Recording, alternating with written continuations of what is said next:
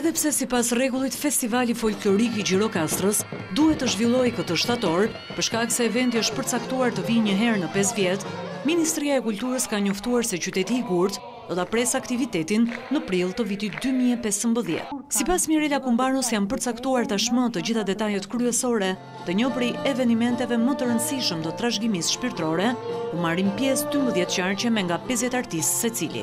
Duke respektuar traditën e këtij festivali për të ruajtur, për të mbrojtur dhe për të propaganduar vlerat më të mira të trashëgimisë tonë, jo materiale, por edhe materiale, duke ndërthurur si aspektet etnografike, etnokoreografike, etnomuzikore.